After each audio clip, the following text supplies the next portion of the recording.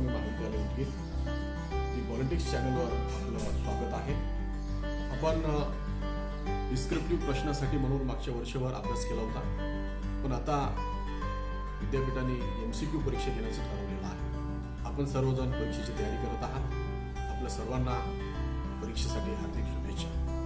आपण परीक्षेमध्ये अधिकाधिक मार्कांनी यशस्वी व्हावं यासाठी या चॅनलवर आपण MCQ एक्झामची तयारीसाठी सराव करून घेतो आहोत. आपल्या परीक्षा अधिक सोप्या कशा होतील आणि अधिकाधिक मार्क आपल्याला कसे मिळवता येतील, कारण MCQचा फायदा हा आहे यामध्ये आपल्याला पैकीच्या पैकी मार्क घेता येतात आणि ते आपल्या विद्यार्थ्याला घेता यावेत या हेतूने हे चॅनल आपल्यासोबत MCQ घेऊन MCQचा सराव करून घेते आहे. यामध्ये आपण मग पॉलिटिकल आयडियोलॉजीवर 2 व्हिडिओ बनवलेले आहेत. ते आपण पाहिले नसतील तर त्याच्या मध्ये लिंक आहे, ती लिंक आपण पाहून घेऊ शकता. आपण चॅनलला जर सबस्क्राईब केला आणि बाजूच्या आयकॉन बटनला दाबलं तर प्रत्येक व्हिडिओ टाकलं त्याचं नोटिफिकेशन आपल्याला आपोआप येईल, ऑटोमॅटिक येईल. तो व्हिडिओ पुन्हा पुन्हा तुम्हाला पाहता येईल आणि परीक्षेसाठी जाता जाता जरी आपण हा व्हिडिओ पाहिला तर निश्चितपणे यश आपल्या दारात असा तो भाग आहे. आणि म्हणून विद्यार्थी मित्र, आपण अधिकाधिक विद्यार्थ्यापर्यंत हा व्हिडिओ शेअर कराल, अधिकाधिक विद्यार्थ्याला सबस्क्राईब कराल अशी अपेक्षा करतो. आणि आज आपण आपला 7व्या सेमिस्टरमध्ये कंपल्सरी असलेला जो पेपर आहे मॉडर्न पॉलिटिकल अनालिसिस, या पेपरच्या अनुषंगाने आपण MCQ घेऊन चर्चा करणार आहोत. तर हा पेपर तसा तुमच्या सेमिस्टर पासून विद्यापीठाने सुरू केलेला आहे. स्वामी रामानंद विद्यापीठाचा सिलेबस पुढच्या वर्षी बदलला आणि त्यामध्ये BA थर्ड इयरच्या 7व्या सेमिस्टरमध्ये modern political analysis, political sociology ही विषय नव्याने आलेली आहे. तर पॉलिटिकल सोशियोलॉजी हा पॉलिटिकल आयडियोलॉजीला आर आहे, त्याच्यामुळे आपण आयडियोलॉजीची तयारी केली. तो त्यावरही मी व्हिडिओ बनवणार आहे, पण तो केला नाही तरी चालतो तुम्हाला. पण पॉलिटिकल अनालिसिस हा सर्वांसाठी कंपल्सरी असणारा पेपर आहे आणि तो नवीन आहे आणि यावर अगोदरही प्रश्नपत्रिका झालेल्या नाहीत आणि म्हणून प्रश्नपत्रिका कशा असतील त्याचं स्वरूप पाहावं म्हटलं तरी आपल्याकडे काही नाही. पण हा एक आधुनिक पेपर आहे आणि अत्यंत सोपा पेपर आहे, कारण पारंपरिक राज्यशास्त्रामध्ये राज्यशास्त्राची व्याप्ती ही जी काही आहे ती संकुचित झाली होती. अत्यंत सोपा प्रश्न ज्याच्यावर विचारायचा असेल पहिल्यांदा तर असं विचारलं की राज्यशास्त्र हे गतिशील स्वरूपाचं राहिलेलं आहे. मग त्याच्यामध्ये प्रश्न येईल की राज्यशास्त्राचं स्वरूप डॅश डॅश आहे, स्थितीवादी आहे का गतिशील आहे, असे पर्याय असतील आणि मग आपण ते गतिमान आहे हे लिहिलं पाहिजे, कारण इथूनच ह्या विषयाच्या अभ्यासाचा प्रारंभ होतो. पारंपरिक राज्यशास्त्रज्ञामध्ये जी राजकीय अभ्यासक होती ती राज्यशास्त्राची जी व्याप्ती आहे ती त्यांनी मर्यादित केलेली होती आणि राज्यशास्त्रामध्ये फक्त राज्याचा अभ्यास केला जातो एवढंच त्यांनी सांगितलेलं होतं. आणि म्हणून मग राज्यशास्त्राची कक्षा ही कमी झालेली होती. आणि मग आधुनिक काळामध्ये पहिल्या महायुद्धाच्या नंतर, दुसऱ्या महायुद्धाच्या नंतर ह्या सगळ्या प्रक्रियेमध्ये जगामध्ये जे आमूलाग्र बदल झाले आणि त्या बदलामध्ये राज्यशास्त्राची मर्यादा दिसून येऊ लागली आणि म्हणून मग राज्यशास्त्राचा अभ्यास असा एकांगी चालतो का, तो कसा केला पाहिजे या पद्धतीने चिंतन सुरू झालं आणि राज्यशास्त्राच्या अभ्यासाची व्याप्ती ही वाढवली गेली. आणि पुन्हा एकदा जसं की ग्रीक नगर राज्यामध्ये अरिस्टॉटल, प्लेटो हे राज्यशास्त्राची व्याप्ती त्यांनी एवढी मोठी केली होती, कारण प्लेटो असं म्हणतो की आदर्श राज्याच्या निर्मितीमध्ये त्यांनी ही सगळी मांडणी केली. आणि त्यानंतर अरिस्टॉटल जो त्याचा शिष्य आहे त्याने 158 राज्यघटनांचा अभ्यास करून जो दी पॉलिटिक्स नावाचा जो ग्रंथ लिहिला आणि त्या ग्रंथामध्ये जी मांडणी केलेली आहे, राज्याचा जो चक्रीय सिद्धांत वगैरे मांडलेला आहे, हे सगळं पाहिल्यानंतर आपल्या लक्षात येतं की राज्याची व्याप्ती किती मोठी आहे, की राज्यामध्येच त्यांनी कुटुंब, क्रांती, गुलामगिरी हे सगळे विषय अभ्यासलेले आहेत. आणि म्हणून मग राज्यशास्त्राचा अभ्यास हा करत असताना समाजाला सोडून चालत नाही. समाजाचं वर्णन, विश्लेषण करणं, अनुभवजन्य समस्या म्हणजे राज्यशास्त्राचा अभ्यास आहे आणि समाज ही राजकारणाची प्रयोगशाळा आहे आणि त्यामुळं समाजाला सोडून आपल्याला चालत नाही. अशा पद्धतीची मांडणी राजकीय विश्लेषकांकडून मोठ्या प्रमाणात व्हायला लागली आणि ही एक स्वतंत्र अभ्यास विषयाची शाखा म्हणून पुढे आली, मॉडर्न पॉलिटिकल अनालिसिस. आणि ही आधुनिक काळामध्ये आलेलं राज्यशास्त्राचं नवं रूप आहे असं आपण त्याला म्हणू. आणि मग यामध्ये प्रश्न कसे विचारले जातील तर या अंगाने आपण जर विचार करायला लागलो तर निश्चितपणे तुम्हाला सुद्धा प्रश्न सापडतील. तुम्ही पुस्तक कुठली वाचतात, कुठली पाहतात यावर ते अवलंबून आहे. भास्कर लक्ष्मण भोळेंचं राजकीय विश्लेषण नावाचं पुस्तक आहे, हेही तुम्ही पाहू शकता. तर राजकीय विश्लेषणामध्ये प्रश्न कशा स्वरूपात येऊ शकतात हे आपण पाहत आहोत. तर राजकीय विश्लेषणाचा अभ्यास करण्याची जी सुरुवात झालेली आहे त्याचं कारण आहे ब्लूमटेन्शी या अभ्यासकांनी राज्यशास्त्राची व्याप्ती मर्यादित केली होती आणि म्हणून मग राज्यशास्त्राची व्याप्ती वाढली पाहिजे. आता याच्यामध्ये प्रश्न आपल्याला असा येऊ शकतो की डॅश डॅश यांनी राज्यशास्त्राची व्याप्ती मर्यादित केलेली आहे. मग तो अभ्यासक आहे ब्लूमटेन्शी. ब्लूमटेन्शी यांनी राज्यशास्त्राची व्याप्ती मर्यादित केली होती आणि म्हणून हाही प्रश्न सोपा प्रश्नामध्ये येऊ शकतो. खाली 3-4 नावं दिलेली असतील अभ्यासकांची आणि त्याच्यामध्ये आपल्याला हे नाव टिक करायचं आहे. त्यानंतरचा प्रश्न अशा पद्धतीचा असेल. हा पण प्रश्न म्हणून घेतला नाही, एक प्रश्नासोबत हाही प्रश्न तुम्ही नोट करून ठेवू शकता, यासाठी मी सांगितलेला आहे. पहिला प्रश्न हा घेतलेला आहे की डॅश डॅश यांनी बिहेवियरिझम या संज्ञेचा प्रयोग सर्वप्रथम केला. यामध्ये पर्याय दिलेले आहेत. अ आहे फ्रँक केंट, ब आहे रॉबर्ट ढाल, क आहे डेव्हिड ईस्टन आणि ड आहे अल्फ्रेड दी गाझिया. तर या प्रश्नाचं उत्तर आहे डॅश डॅश यांनी बिहेवियरिझम या संज्ञेचा सर्वप्रथम प्रयोग केला. याचं उत्तर आहे पर्याय अ फ्रँकेल केंट. Frank Kent. त्याच्यानंतरचा दुसरा प्रश्न आहे बिहेवियरिझम या परिभाषित शब्दप्रयोगास कोण मान्यता देण्यास तयार नव्हता.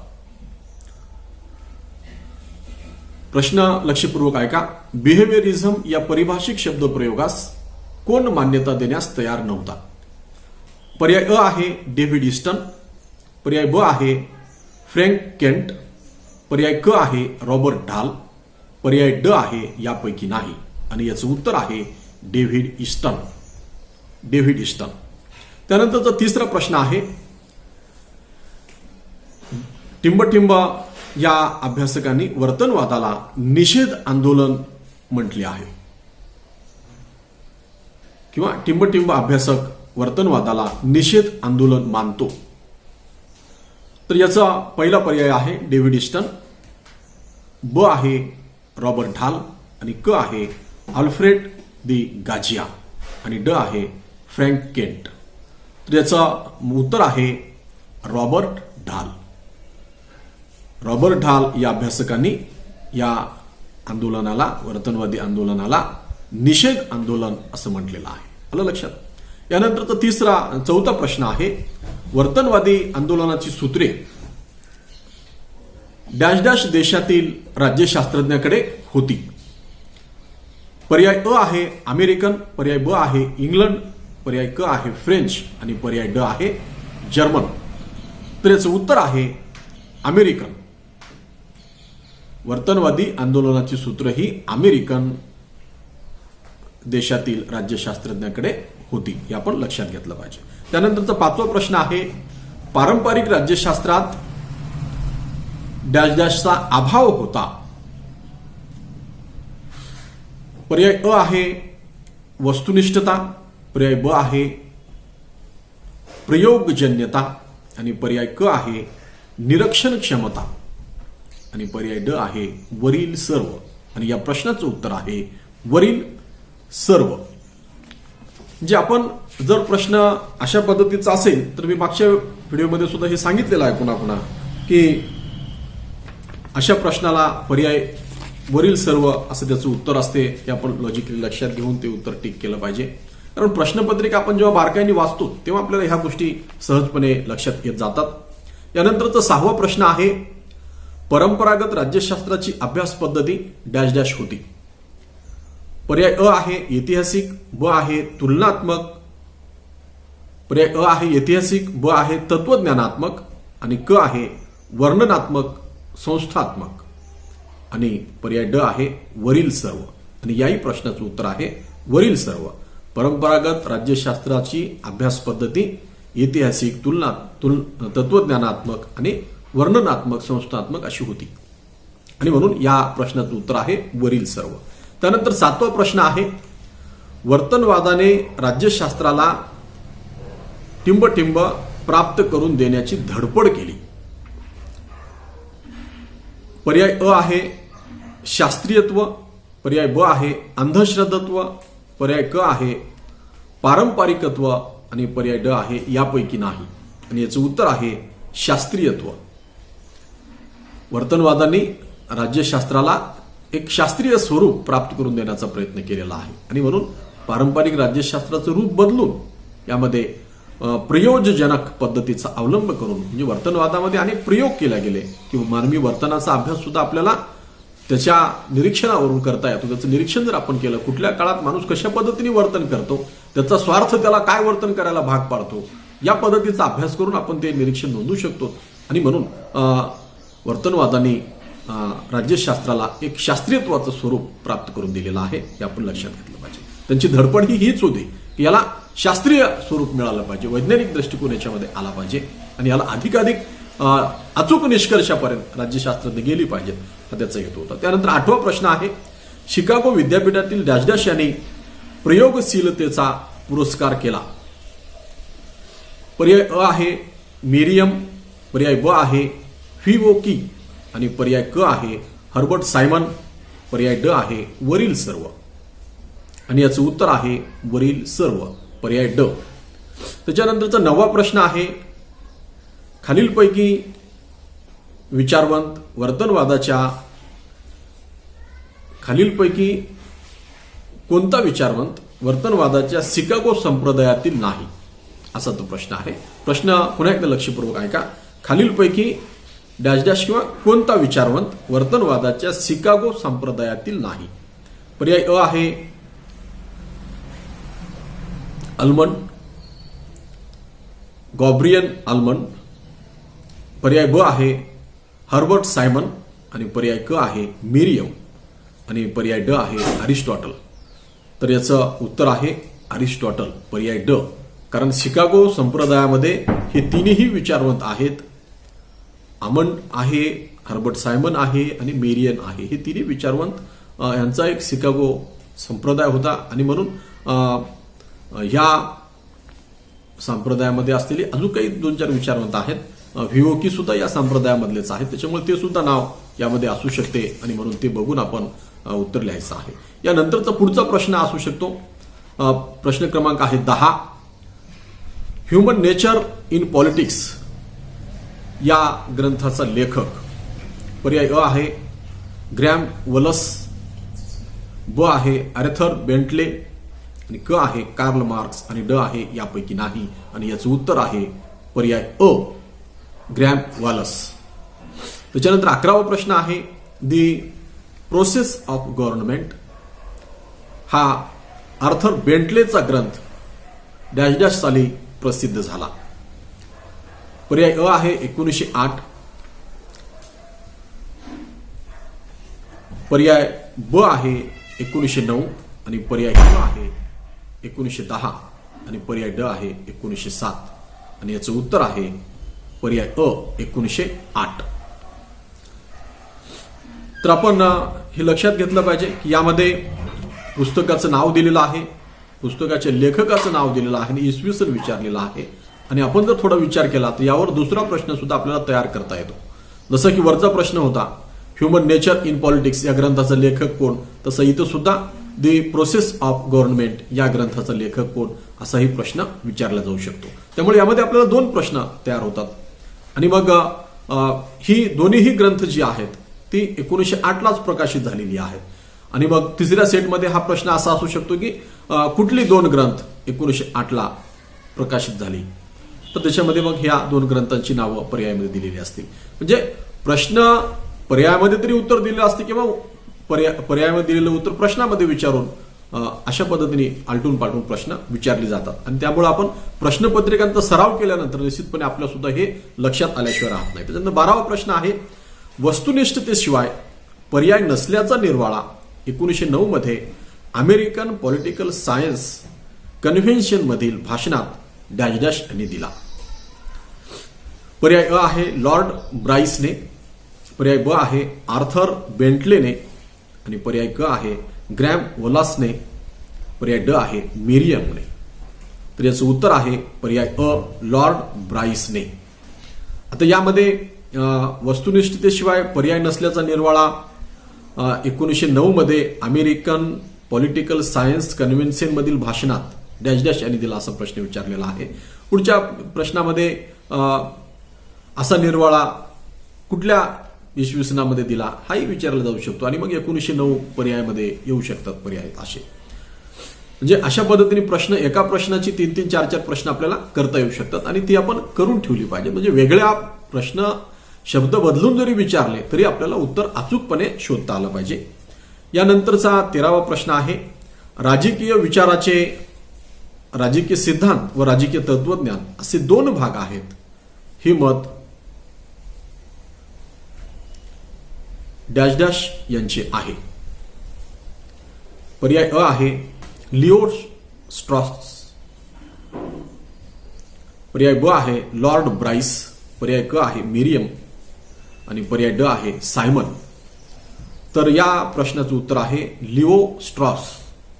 लिओ स्ट्रॉस राजकीय विचाराचे राजकीय सिद्धांत व राजकीय तत्वज्ञान असे 2 भाग आहेत. हे मत लिओ स्ट्रॉस यांचं आहे. त्यानंतरचा प्रश्न आहे प्रश्न क्रमांक 14वा राज्यशास्त्राकडे पाहण्याचा ऐतिहासिक दृष्टिकोन डॅश डॅश यांनी मांडला. पर्याय अ आहे सबाइन, पर्याय ब आहे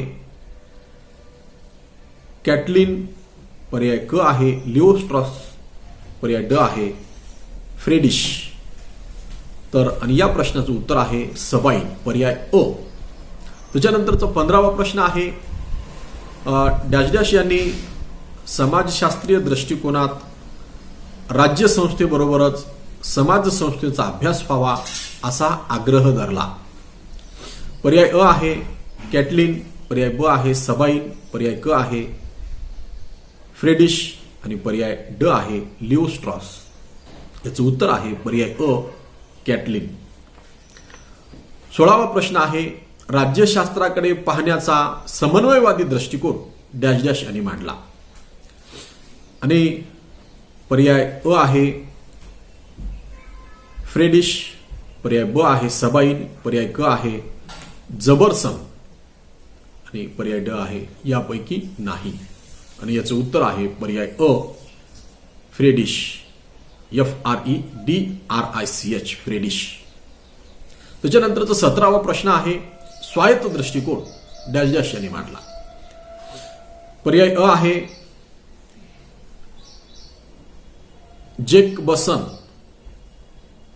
बसन आणि पर्याय ब आहे फ्रेडिश, पर्याय क आहे रॉबर्ट ढाल आणि पर्याय ड आहे केटलिन. त्याच्यानंतरचा 18वा प्रश्न आहे राज्यशास्त्रज्ञाने इतर सामाजिक शास्त्राचा आधार किती घ्यावा हे स्पष्ट करणारा दृष्टिकोन कोणता किंवा दृष्टिकोन डॅश डॅश होय असा तो प्रश्न असेल. आणि मग पर्यायमध्ये आहे पर्याय अ आहे स्वायत्त दृष्टिकोन, पर्याय ब आहे तत्वज्ञानात्मक दृष्टिकोन आणि पर्याय क आहे ऐतिहासिक दृष्टिकोन आणि पर्याय ड आहे यापैकी नाही. आणि याचं उत्तर आहे स्वायत्त दृष्टिकोन. राज्यशास्त्राने इतर सामाजिक शास्त्राचा आधार किती घ्यावा हे स्पष्ट करणारा दृष्टिकोन कोणता, तर तो कोणता आहे स्वायत्त दृष्टिकोन हा हे स्पष्ट करतो. यानंतरचा प्रश्न आहे प्रश्न क्रमांक 19. यामध्ये सत्तेला अधिमान्यता प्राप्त होते पण वर्चस्वाला नाही हे मत कोणाचे. पर्याय अ आहे दुवजर, पर्याय ब आहे रॉबर्ट ढाल आणि क आहे डेव्हिड ईस्टन आणि ड आहे यापैकी नाही. आणि या प्रश्नाचं उत्तर आहे पर्याय अ दुवजर. प्रश्न क्रमांक 20 आहे डॅश डॅश राज्यशास्त्राचा विचार राजकीय वर्तनाच्या संदर्भात करतात.